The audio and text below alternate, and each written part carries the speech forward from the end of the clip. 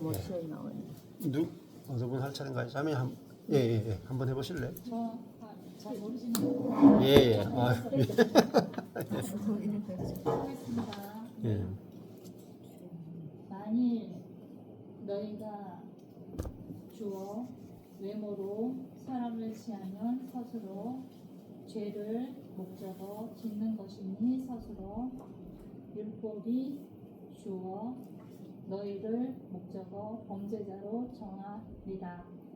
이제 여기서 말씀하시는 거는 그 만일 성경에 기록된 대로 너희가 외모로 그 사람을 취하면 그 사람들은 뭐 판단하고 정죄하고 납치하고 그런 사람들을 취하면 죄를 짓는 것이니 그 행위로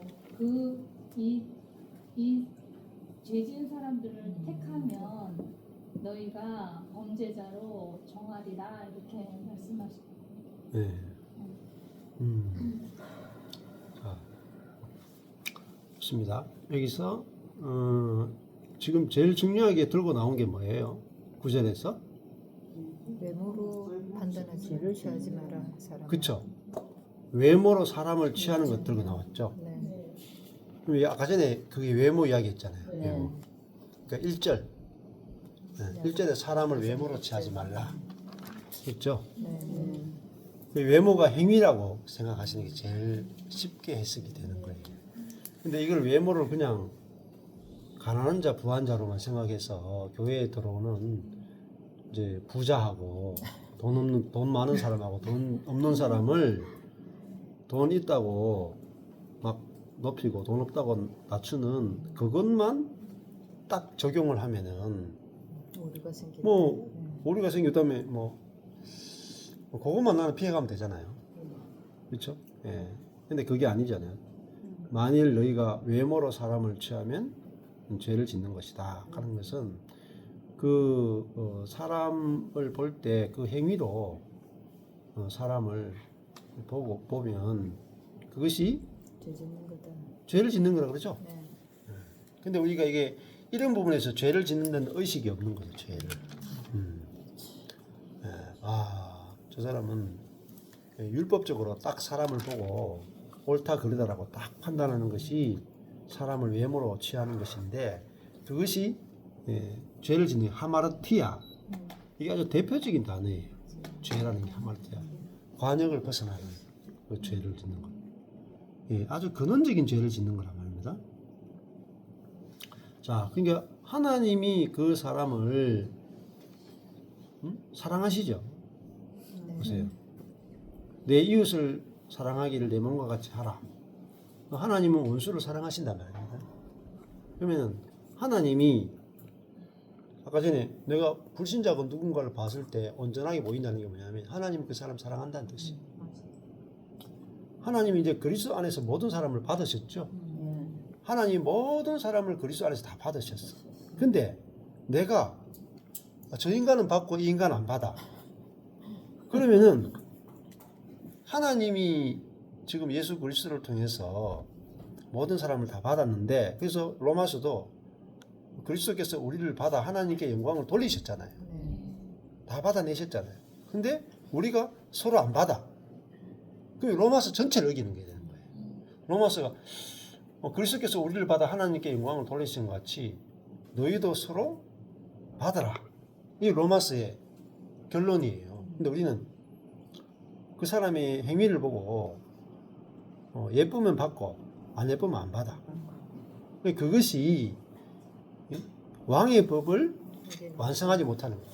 완성하지 못하는 거예요. 왕의 법과 부딪히는 거예요. 그러면은 구절에 너희가 외모로 행위로 율법으로 사람을 취하면 이렇게 될 수도 있어요. 외모라는 게 행위, 율법 이렇게 될 수 있어요. 자, 행위나 율법으로 사람을 취하면은 죄를 짓는 것이다. 그러면은 율법이 너희를 뭐라 그래요? 오히려 너희를 범법자로 드러낸다, 폭로한다. 그렇게 되는 거죠. 자, 그러니까 율법은 뭐죠? 네가 사람을 판단하지 말라 그랬잖아요. 근데 내가 그 사람을 옳다 그러다고 했는데 이웃 사랑의 법도 율법도 최고의 법이 뭐예요? 사랑 아니에요? 율법의 최고봉이 사랑이잖아요. 그럼 내가 그 사람을 옳다 그러다라고 하고 나면은 상대방이 옳다 그러다 하면은 나는 지금 어느 법에 걸리냐면은 사랑의 법에 걸려요. 왕의 법에 걸린단 말입니다. 왕의 법에. 맞죠? 네. 자, 그러니까 왕의 법은 내 이웃 사랑하기를 내 몸과 같이 하라 하는 이것이 왕의 법인데, 그럼 나는 그 사람을 옳다 그러다 하는 그 죄를 지음으로 왕의 법을 어기는 자가 된다. 왕의 법. 그 율법이 너희를 범죄자로 드러낸다. 이렇게 이야기하는 거죠. 자, 요게 이제 아주 중요한 논리죠. 근데 우리 여기서 다 피해갑니다. 그래서. 그 사람이 옳다 그러다 뭐 사실을 이야기하는 거 아니냐. 사실은. 근데 그 사실이 사랑의 법을 그가 대적하는 게 되는 거잖아요. 자, 그래서 10절로 한번 넘어가 보시죠. 10절 또 누구든지 주와 율법을 목적을 지키다가 그와 나이가 지나서 서로 모든 범하는 자가 주와 되나니. 누구든지 율법을 또한 지키다가 하나만 어겨도 전체를 범하는 것입니다. 네. 자, 이 율법은 하나만 실수해도 그 하나만 비틀거려도 모두 범한 자가 된다. 이게 율법의 세계입니다. 근데 우리는 율법을 가지고 누가 잘했느냐 못했느냐를 자꾸 갈라내는 데 쓰잖아요. 근데 율법은 하나만 실수해도 법칙이 뭡니까? 모두 범한 자가 되는 게 율법의 법칙입니다. 그러니까 내가 누군가를 미워해. 그러면은 모두 범한 자가 되는 거예요. 근데 우리는 내가 미워하면 미워하는 죄만 범했죠. 근데 하나님의 법은 그렇지 않다는 겁니다. 내가 하나를 어기면은 모두 범한 자가 된대요. 근데 왜 그렇게 되느냐? 이유가 있어요. 이유가 11절에 나와요. 우리가 하나를 어기면은 모두 범한 자가 된다. 이게 율법의 세계라고 합니다. 자, 11절에 한번 가보실래요? 예. 한번 오실래요? 예. 제가 넘어가는 간음하지 말라 하시니가 또한 살인하지 말라 하셨은즉 내가 비록 간음하지 아니하여도 살인하면 율법을 범한 자가 되느니라. 여기서 간음하지 말라 이건 그냥 명령하고 보니까 고립체고요. 그다음에 하시니가 이게 주어네요. 하시니가 뭐라 했냐면 살인하지 말라 했고 또 살인하지 말라 하셨고 또 내가 비록 간음하지 아니하여도 살인하면 율법을 범한 자가 되느니라 해서 내가가 주어 우리 지금 당사자들과 형제들 특히 퍼져져 있는 그리고 아니하여도 그리고 무엇을 아니하여도 간음을 하지 아니하여도 살인하면 되는데 무엇을 율법을 범한 자가 된다고 자, 그러니까 나는 간음은 안 하고 살인만 했어. 나는 간음 안 했다. 좀 말은 좀 맞는 것 같잖아요.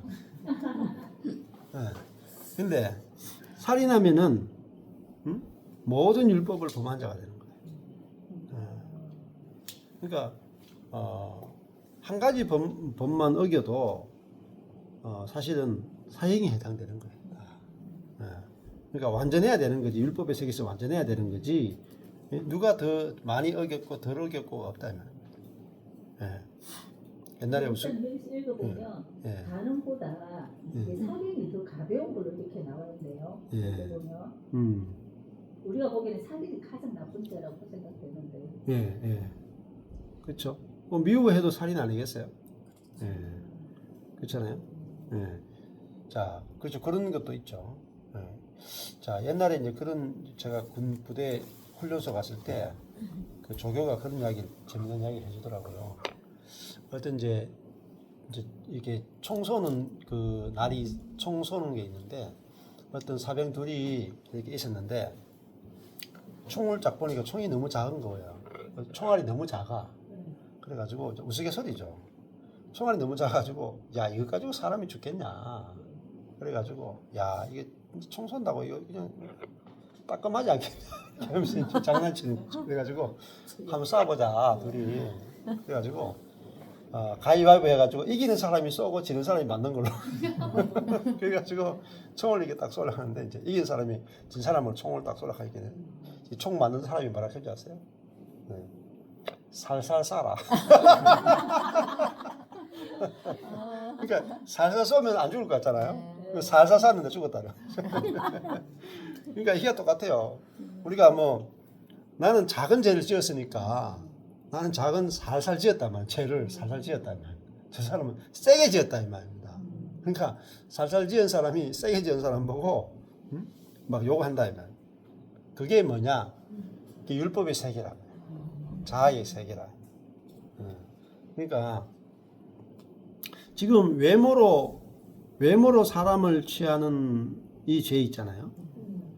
외모로 사람을 취하는 죄하고 간음하고 살인하는 죄하고 똑같다 이 말이에요.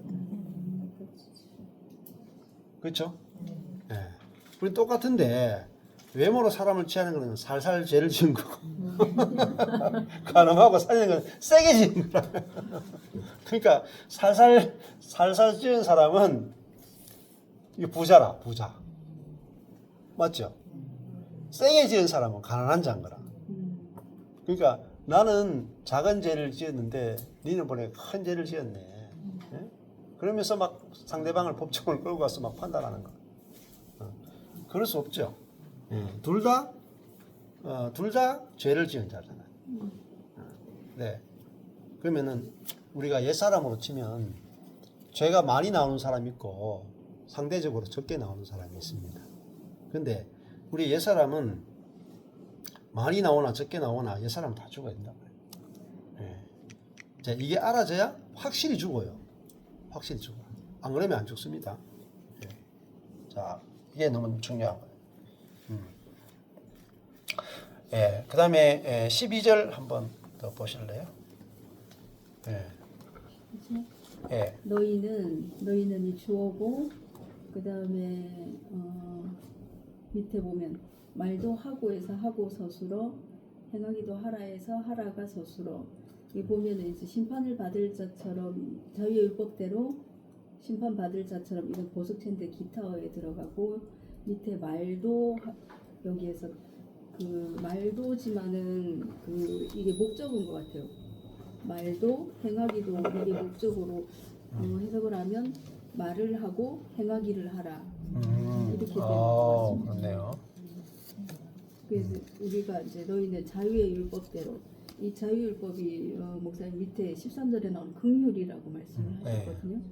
그 긍휼의 법대로 우리가 말을 하고 행하기도 하라 이런 뜻인 것 같습니다. 예.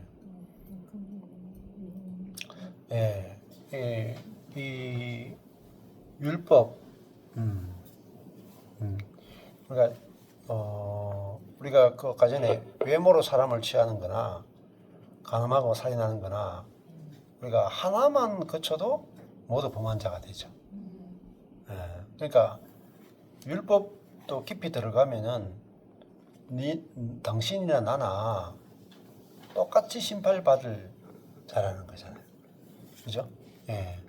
그래서 우리가 그 판단받을 자처럼 말도 하고 행하기도 하라. 긍휼을 행하지 아니하는 자는 긍휼이 없는 심판이 있으리라. 예. 그러니까 긍휼을 행하는 것이 곧 원수를 사랑하는 거잖아요. 자, 우리는 법인데 만약에 내게는 이 옛사람은 내 자신에게는 긍휼의 법을 적용을 해요. 근데 상대방에게는 긍휼이 없는 법을 적용한다. 그래서 긍휼을 행하지 아니하는 자는 긍휼 없는 심판이 있으리라.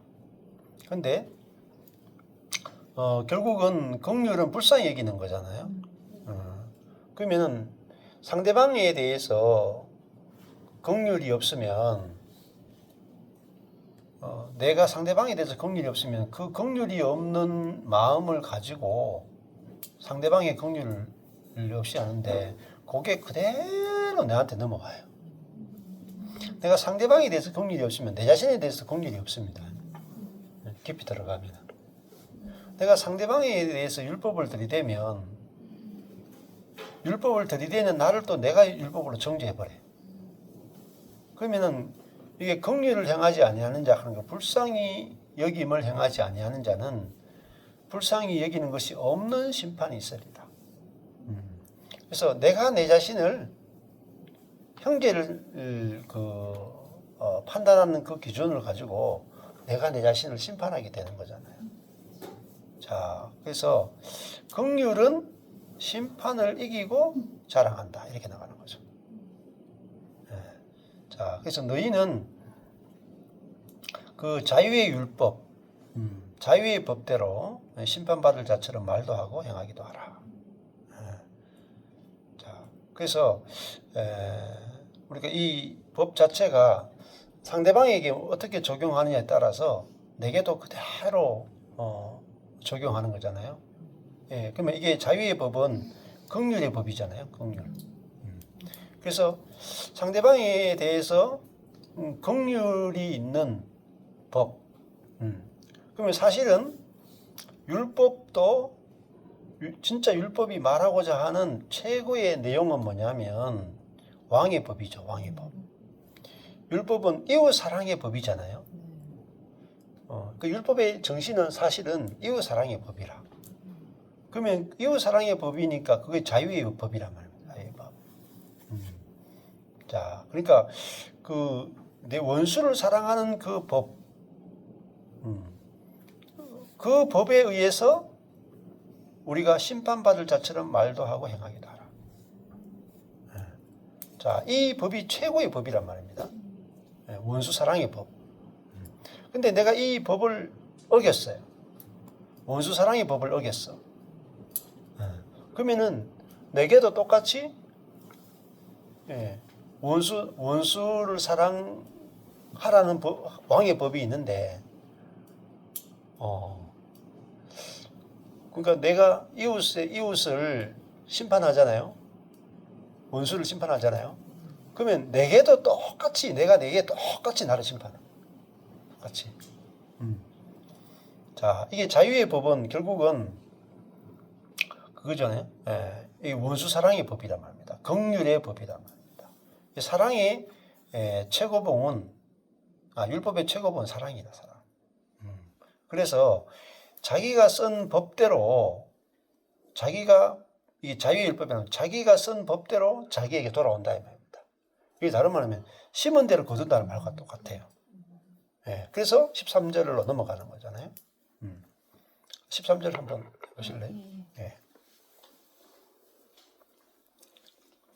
긍휼을 행하지 아니하는 자에게는 긍휼 없는 심판이 있으리라.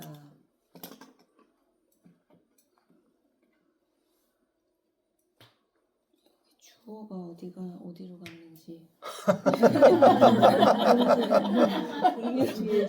긍휼이 필요하네요. 긍휼 없는 심판이 있으리라. 긍휼을 행하지 않는 자에게는, 그러니까는 이게 그리고 긍휼은 이기고 자랑하느니라. 긍휼은 주어 심판을 목적어, 이기고 자랑하느니라가 서술어. 그래서 여기에서 이 긍휼이 자유의 법이고 자유의 생명의 성령의 법인데 이게 위에서 이제 연결이 되는 것 같은데요. 이 말씀을 보면서 그게 생각이 나더라고요. 내가 너희를 받은 것 같이 너희도 서로 받으라. 그 말씀이 딱 떠오르더라고요. 그래서 내가 사랑으로 심판을 받을 자이기 때문에 너도 사랑으로 심판을 사랑으로 행하고 말하라 이렇게 그런 마음이 들었어요. 그래서 근데 이제 생명의 성령의 법이 제가 이거 워치만리 책 읽다 보니까 거기에 보면은 그 새들의 생명이 나는 거잖아요. 그래가지고 새들은 이 땅에 속한 존재가 아니라 그 나는 생명이 있기 때문에 그 법의 지배를 받기 때문에 날 수 있는 것처럼 저희도 사실은 이 땅의 지배를 받고 있으면 절대 이렇게 살 수가 없는데 저희가 이제 생명의 성령의 법칙에 지배를 받기 때문에 이게 가능한 존재들이구나. 제가 그 마음이 들었고 그래서 이 긍휼을 행하지 않는 자, 그러니까 나 자신을 자유의 율법, 생명의 성령의 법이 나를 지배할 때는 우리가 이기고 심판은 이게 외모를 보고 근데 이 심판은 또 빨간색이다 보니까 이거는 사랑으로 심판한다는 얘기인가 봐요. 사랑으로 심판하는 게 그러니까 인간의 심판이 아닌 것 같아요. 그래가지고 하여튼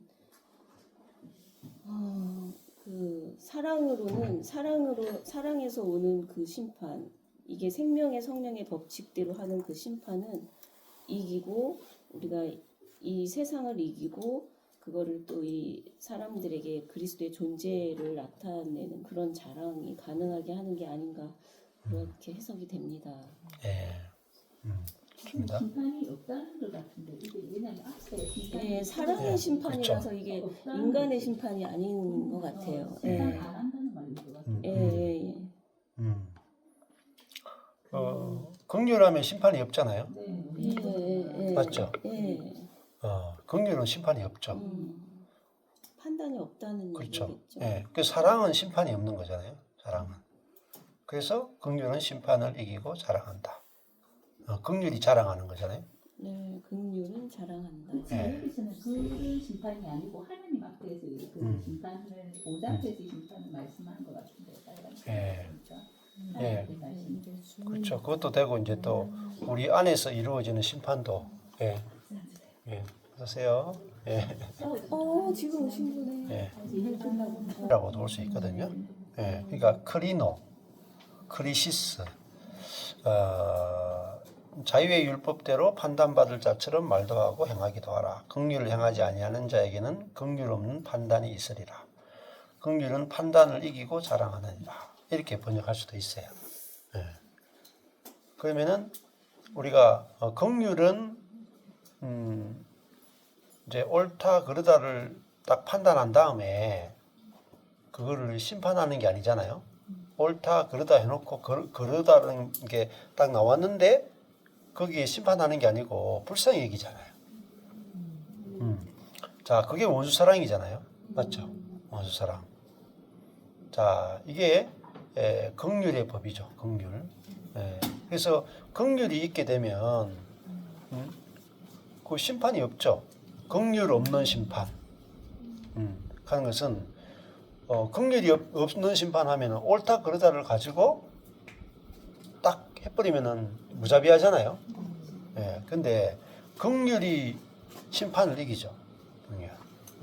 죄가 있는데 그걸 불쌍히 여기는 게 긍휼이잖아요. 자, 그게 뭐냐면은 원수사랑이죠. 원수사랑.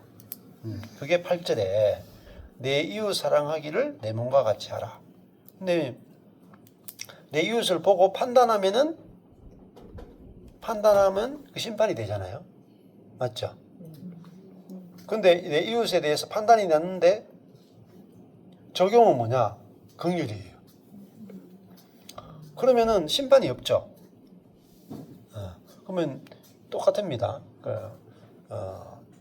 예를 들어 가지고 이번에 윤석열 대통령이 이제 탄핵에 대해서 재판을 하잖아요. 재판했는데 예를 들어 가지고 이게 탄핵이 맞다 했어 분명히. 근데 재판장이 마지막에 긍휼을 베풉니다. 그러면 무효야 무효. 맞죠? 이게 긍휼이에요. 긍휼은 심판을 이기고 자랑하잖아요. 그러면 하나님이 우리를 심판하는데 무슨 심판을 하냐 이 말입니다. 그죠? 왕의 심판이잖아요. 왕의 법으로 심판하자. 2장 8절에 왕의 법으로 심판하는데 왕의 법이 뭐냐는 거죠.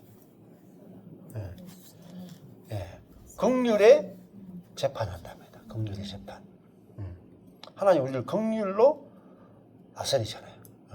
그래서 그 구약에 보면은 구약의 선지서 있죠. 호세아서부터 뭐 이사야서부터 해서 말라기까지가 주제가 뭐냐면 진노 중에 긍휼이에요. 진노 중에 긍휼. 그러니까 하나님은 진노 중에도 긍휼을 잊지 않으신다. 그러니까 구약의 선지서의 핵심은 진노라기보다는 긍휼이에요. 그리고 이 로마서도 결국은 긍휼을 이야기해요. 여기서도 아주 이 로마서의 핵심이 긍휼을 이야기해요. 자, 긍휼은 죄에 대해서 심판하는 게 아니고 불쌍히 여겨버리는 거예요. 그래서 로마서에서 아주 중요하죠. 이 긍휼에 대해서.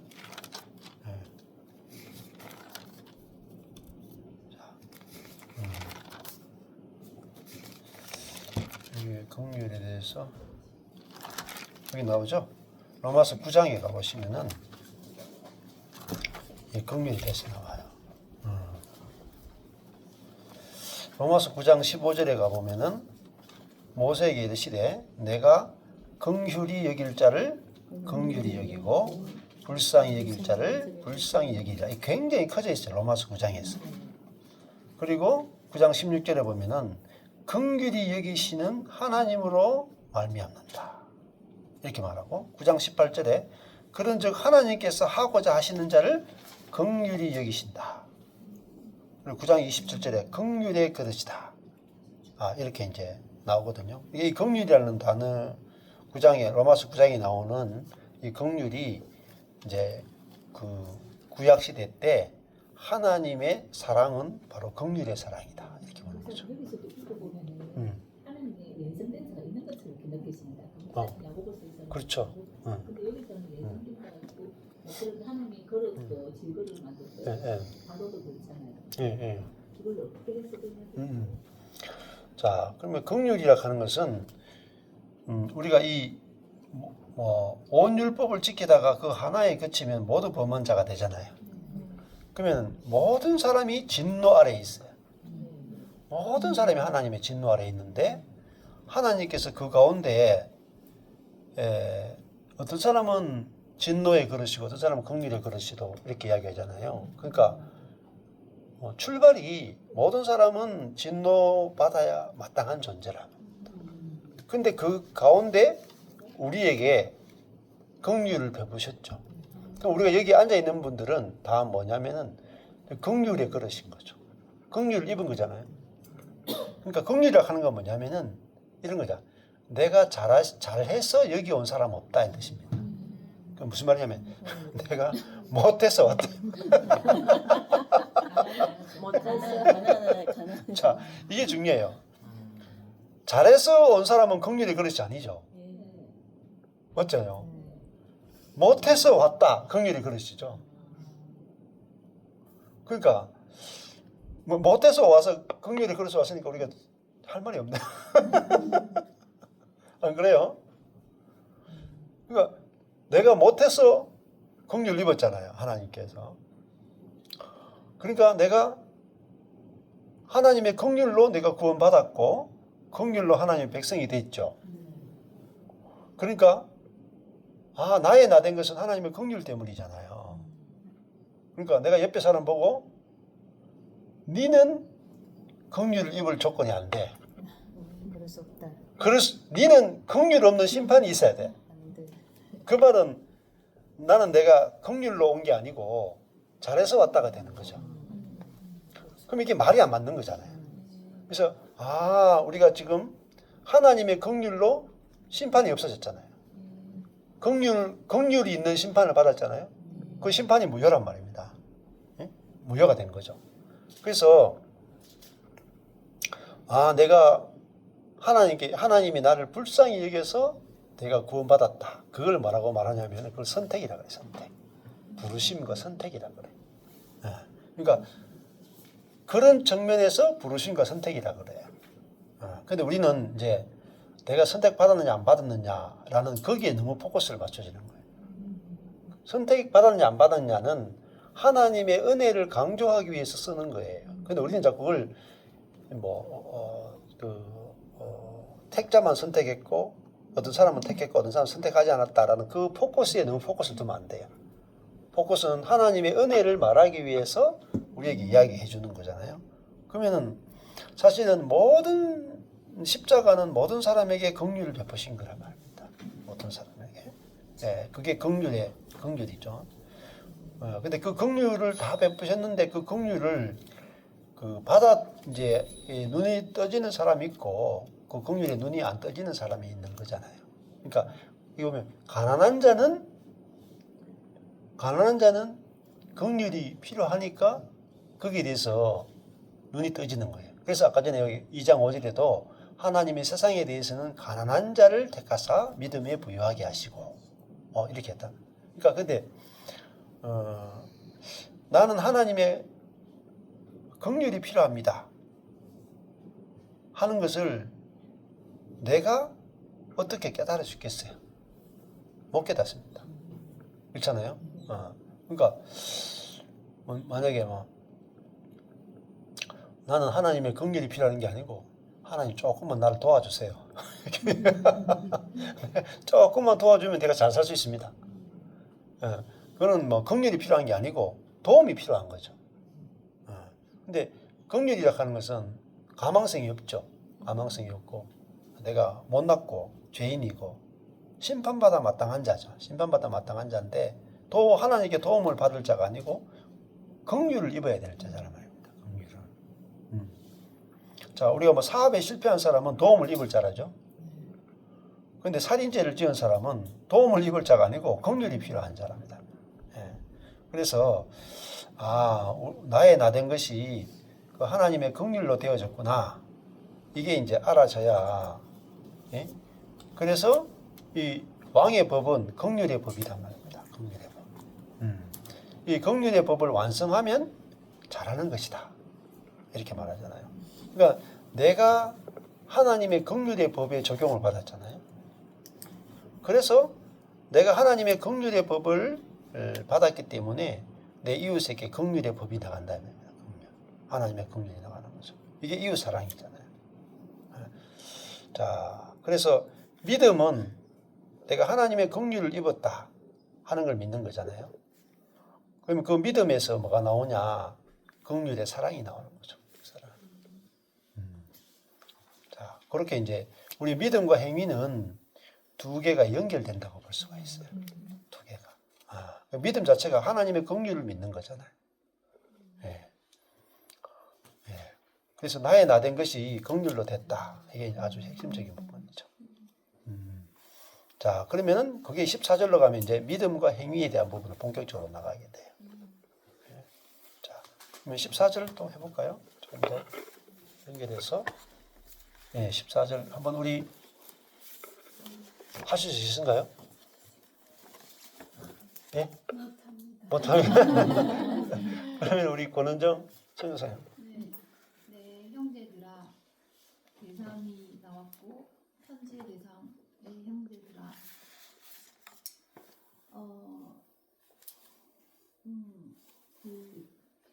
이스리오부터 보세요. 이스리오 무엇이 있는가? 유익이. 무슨 유익이 있으리?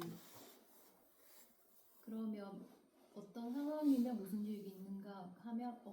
없으면 뭐가 없으면 행함이 없으면 무슨 유익이 있으리요. 그런데 그때 행함은 또 뭐와 같이 되는가? 뭐뭐 하고 그게 믿음이 있노라 하고 누가 믿음이 있노라라고 하는가? 사람이 믿음이 있노라 하고 행함이 없으면 무슨 유익이 있으리요. 그리고 구원하겠느냐 누구를 자기를 어떻게 능히 무엇이 그 믿음이 능히 자기를 구원하겠느냐.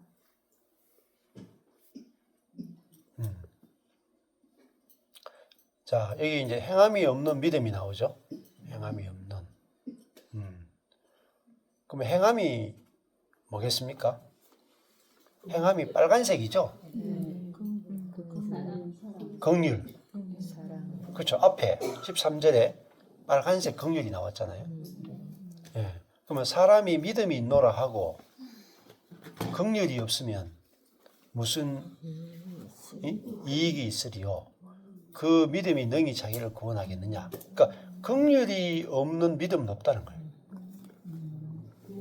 그렇죠. 내가 긍휼로 내가 가난한 자였는데 긍휼로 내가 하나님께 은혜를 입었고 구원을 받았고 또 그 선한 이름을 얻었잖아요.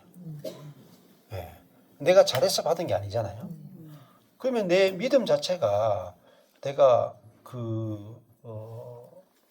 내가 이 율법으로 치면은 심판받을 자인데 내가 하나님의 긍휼의 법으로 내가 긍휼을 입어서 구원을 받았잖아요. 그런데 나는 긍휼로 구원을 받아놓고 니는 율법으로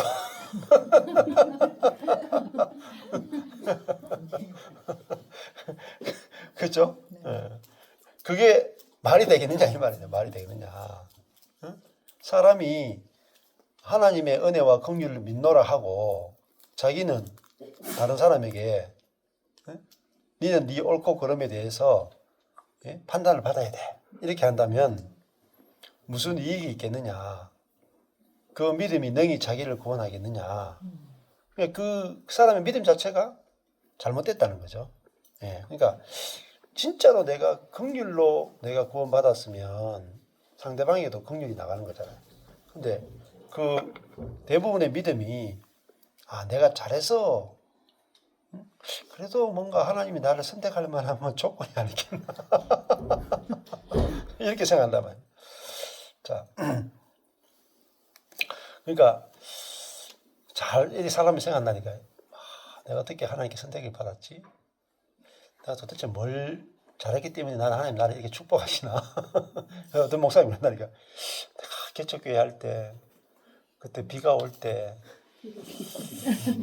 그 예배당 처마에서 물이 떨어지는데 그 예배당에 지붕에 물이 새는데 그거 내가 바친다고 와서 물동이 들고 와가지고 그 예배당을 지킨다고 물을 열심히 받았더니 야 하나님 나를 축복하셔가 이렇게 큰 목회를 하게 하셨구나. 아니 이런 분이 있다니까.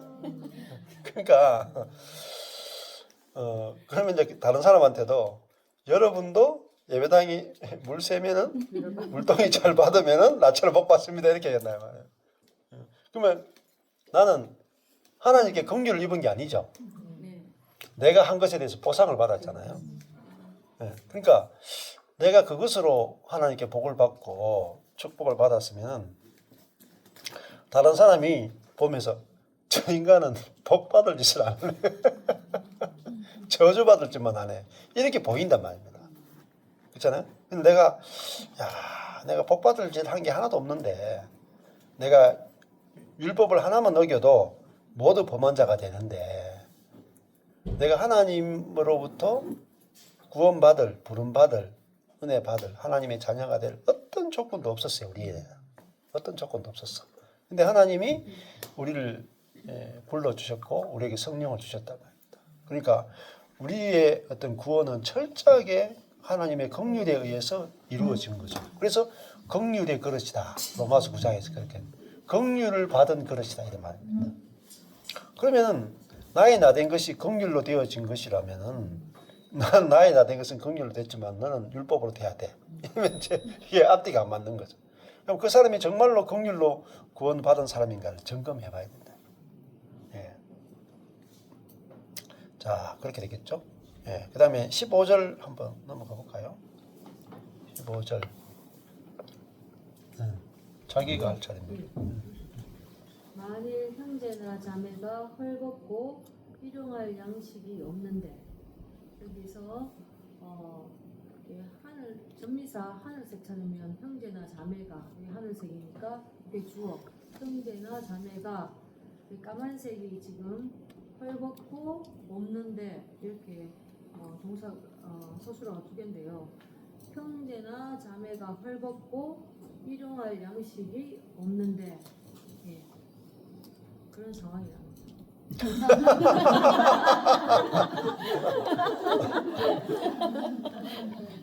그냥 지나치겠다는 거죠. 긍휼이 없네. 15절은 아직 안 큰일이 안 났어요. 아, 이게 남편이 헐벗고 일용할 양식이 없는데, 자, 그 형제나 자매가 이제 아주 가난한 상태란 말입니다. 가난한 상태가 있다면, 그러니까 육적으로도 볼 수도 있을 거고 율법적으로 볼 수도 있을 겁니다. 그다음 16절로 넘어갈게요.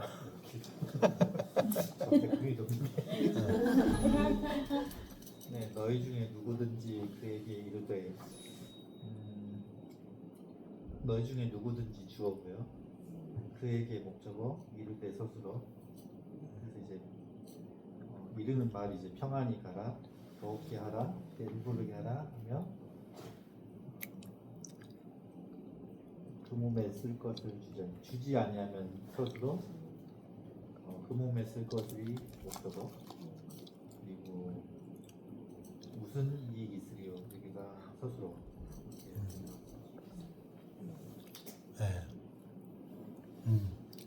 네. 가난한 형제가 있는데, 자매가 있는데, 네? 그 사람에 대해서 그 사람의 가난을 공급하지 않고 도와주지 않고 긍휼히 여기지 않고 네 스스로 하라는 거잖아요. 평안히 가라, 덥게 하라, 배부르게 하라.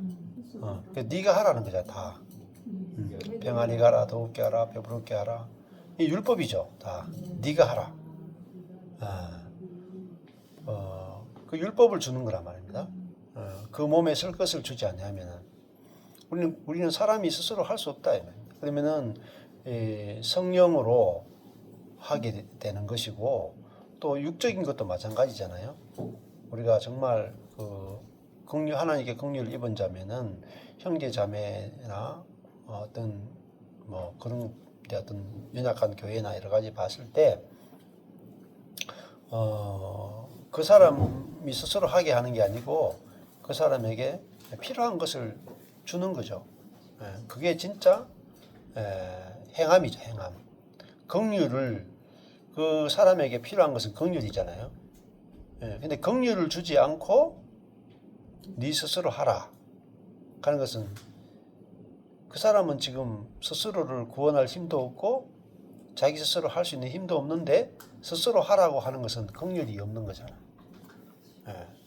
그래서 네 스스로 일용할 양식을 이제 하지 못하는 게 이게 일용할 양식이 진짜 한 날을 위한 음식이에요. 한 날을 위한 음식이다. 그러니까 얼마나 가능하겠어요. 하루 먹을 것도 없으니까 뭐 한 달치는 아니고 하루 먹을 사람 그 사람인데 긍휼은 그 사람이 스스로 할 힘이 없는 사람에게 그거 할 수 있는 힘을 주는 거죠. 그게 긍휼이잖아요. 판단하거나 정죄하는 것이 아니라 그걸 줄 수 있는 게 그게 긍휼이잖아요. 긍휼은 상대방이 할 수 있는 힘을 주는 거죠. 그렇게 볼 수 있죠. 자, 17절로 넘어가 볼까요? 그러면 17절. 네, 이쪽 한번 해보실래요? 17절. 이와 같이 행함이 없는 믿음은 그 자체가 죽은 것이라. 여기서 주어는 행함이 없는 믿음. 스스로는 죽은 것이라 그런 뜻이고 즉 행함이 없는 믿음은 행함이라면 이제 긍휼이 없는 예. 그러한 믿음은 실질적으로 어떤 긍휼 행동으로 또는 뭔가 직접적으로 공급하는 게 없이 그냥 위에서 16절처럼 그냥 말로만 뭐 아유 그래 뭐 힘들겠네 또는 뭐 편안히 가라 뭐 이런 식으로 입으로만 하는 그런 믿음은 내가 그 자체가 죽은 믿음이다 이런 의미인 것 같습니다. 예. 그러니까 평안히 가라, 덥게 하라, 배부르게 하라 한마디로 하면 네가 하라 그죠? 네가 하라. 예. 근데 그 사람은 진짜 긍휼이 필요한 사람인데 예. 스스로 할 수 없잖아요. 예. 근데 나는 어떻게 하게 됐는가? 은혜로 했잖아요. 은혜로 되어진 것이고 긍휼로 되어진 것인데 상대방한테는 스스로 하라고 이렇게 이야기하는 겁니다. 자, 그러니까 이와 같이 행함이 없는 긍휼이 없는 믿음은 그 자체가 죽은 것이다. 예. 그래서 여기도 긍휼이라 하는 것 자체를 잘 생각을 하셔야 됩니다. 긍휼은 이 죄에 대해서 불쌍히 여기는 거죠. 근데 우리는 그 죄에 대해서 율법은 그냥 드러난 율법은 죄에 대해서 판단하고 정죄하는 거잖아요. 예. 그래서 믿음은 반드시 긍휼이라고 하는 것으로 나타나는 것이다. 예. 그러면 이건 긍휼이 없는 믿음은 죽은 믿음이다 이렇게 말한다. 뭐 이게 원수 사랑이죠. 긍휼은 원수 사랑이 없는 믿음은 그 자체가 죽은 것이다. 근데 문제는 이제 지금 현대 기독교에서 이게 원수 사랑이 없는 믿음이 너무 많단 말이에요. 긍휼이 없는 믿음이 너무 많단 말이에요. 그냥 믿음만 있는 거죠. 믿음만. 그러니까 믿음 생활은 잘하죠 우리가. 기도하고 금식하고 주일 성수하고 11조하고 다 하는데 뭐가 없느냐? 예, 긍휼이 없어. 그러니까 우리는 주일 성수, 11조, 뭐 말씀 생활, 기도 생활, 뭐 하나님을 사랑하는 거, 예배 이게 필요한 게 아니고 우리는 우리가 받은 그 긍휼이 우리에게서 행함으로 나타나는 게 필요한 거죠. 이게 믿음 생활이죠. 믿음은 긍휼로 나타나는 거잖아요. 긍휼은 뭐예요? 가난한 자를 봤을 때 율법을 못 지키는 사람이나 말씀대로 행하지 못하는 사람이나 경제적으로 가난한 사람이거나 어떤 사람이든지 자기 힘으로 못하는 사람을 봤을 때 왜 그것도 못하냐? 이렇게 해야 되지 않느냐? 네 스스로 해야 되지 않느냐? 네 스스로 예배 시간을 지켜야 되지 않느냐? 11조 해야 되지 않느냐? 말씀 생활 해야 되지 않느냐? 기도 생활 해야 되지 않느냐? 이러면은 상대방에 대해서 전혀 긍휼이 없는 거죠. 자기는 다 한단 말입니다. 그러니까 자기는 다 하니까 너도 하라 이렇게 말하는 것은 긍휼이 없는 믿음이고 그 자체가 나의 나된 것은 내 스스로 됐기 때문에 너도 네 스스로 돼야 된다 이렇게 말한다면 그것은 죽은 믿음이라는 거죠. 죽은 믿음. 그러면 그 믿음은 사랑이 안 나오는 거죠. 전혀. 자, 18절로 한번 넘어가 볼게요. 일은 하루에 2번을 하다니 이런 긍휼하심이 거기 가로되 너는 주어고 믿음이 있고 나는 주어 행함이 있으니 스스로 행함이 없는 내 믿음을 목적어 내게 보이라. 스스로 나는 행함으로 내 믿음을 내게 보이리라. 그러니까 너는 믿음이 없는데 나는 행함도 있고 믿음도 있으니까 너는 행함으로 당신의 믿음을 내게 보이라. 그렇게 비판하는 거 아니에요? 예, 그렇죠. 여기 행함이 긍휼이잖아요. 그렇죠? 너는 믿음이 있고 나는 긍휼이 있으니 긍휼이 없는 네 믿음을 내게 보이라. 나는 긍휼로 내 믿음을 네게 보이리라. 그러니까 믿음은 긍휼로 보여지는 거잖아요. 맞죠? 근데 긍휼로 나타나지 않으면은 믿음은 없는 거죠. 그죠? 예. 근데 우리는 긍휼이 없는데 믿음이 있다. 이게 이제 함정이라는 거잖아요. 예. 자, 나는 주님의 긍휼을 믿는 거잖아요. 그 긍휼로 내가 하나님의 자녀가 된 거죠. 그러면은 내가 긍휼로 된 것이면은 내게서 당연히 긍휼이 나온다 이 말입니다. 긍휼이. 예. 나의 나 된 것은 하나님의 불쌍히 여김으로 된 것이다. 그러면은 뭐 그게 뭐 1만 달란트 빚진 자하고 300데나리온 빚진 자 있잖아요.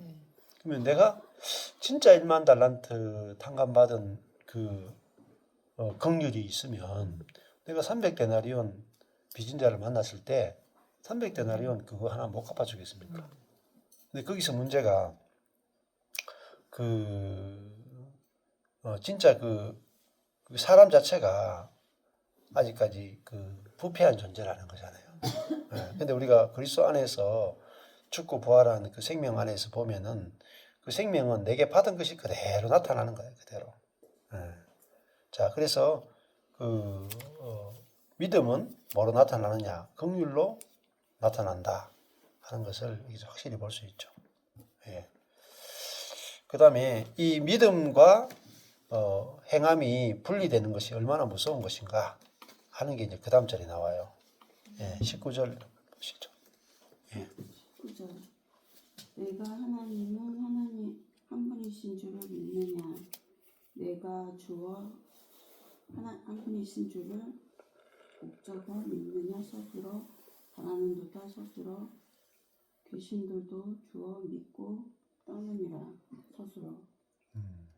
여기서 내가가 좀 헷갈리는데 이 내가가 주체가 행함과 믿음과 사랑이 있는 자를 말하는 건지 예. 아니면 그 외에 다른 이들도 다 포함되는 건지 잘 모르겠고 하나님은 한 분이신데 여기에서 하나님은 한 분, 주권자도 하나님이시고 긍휼을 베푸시는 것도 오직 하나님이시고 심판하시는 것도 오직 하나님이시다. 그인 줄을 믿느냐? 그러면 잘하는 거다. 그리고 귀신들도 믿고 떠느니라. 귀신들이 이러한 것을 안다면 멸하여진다. 어둠은 빛에 물러간다. 그 다음에 귀신들이라는 거는 또 어떠한 그 심판하고 정죄하고 판단하는 그 옛사람들도 그 사랑 앞에서 심판자이신 하나님 앞에서 멸하여진다. 예, 잘하셨어요. 예, 자, 조금 이제 여기 문맥에 따라 조금 더 해석을 해보면은, 자, 여기 니가가 잘 봐서 니가는 예, 니가는 이제 성도들을 말하겠죠. 예? 그러면 다른- 현재 야고보가 보낸 이 성도들은 이걸 행을 갖고 있었기 때문에 보낸 거네요.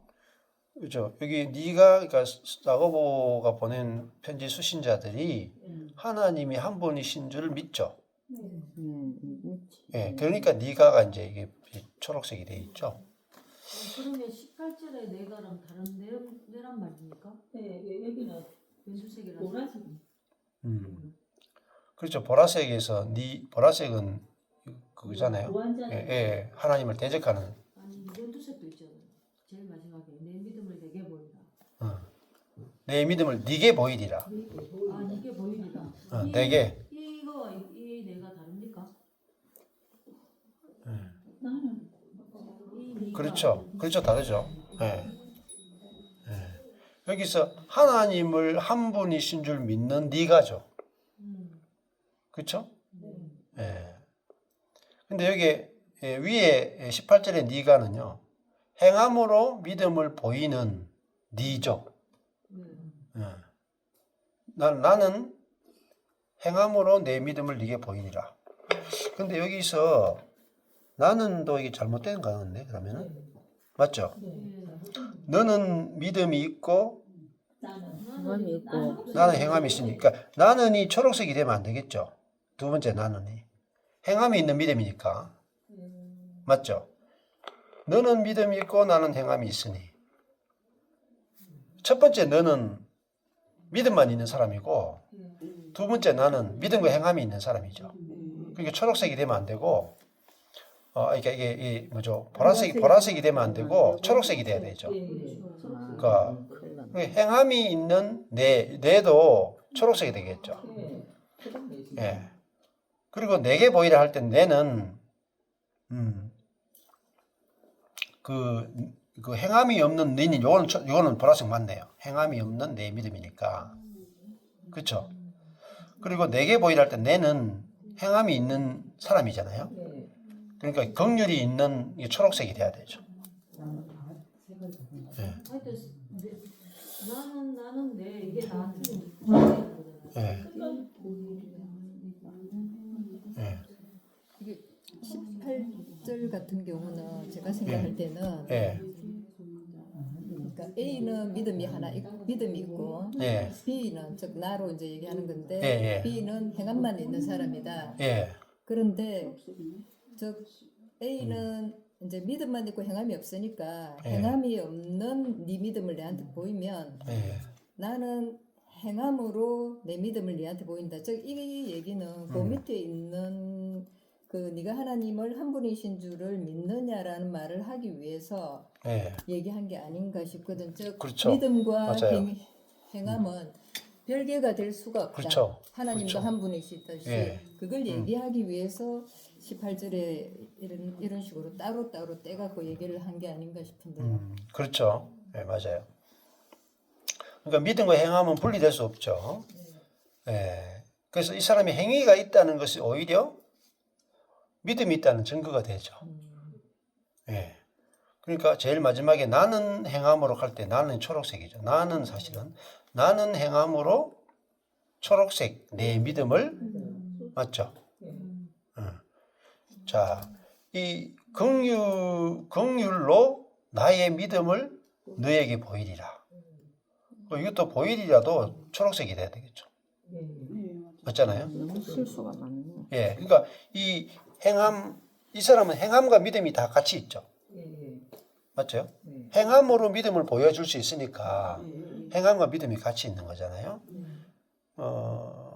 그런데 19절에 근데 이건 네가가 보라색이 돼야 돼요. 사실 어떻게 보면 맞죠?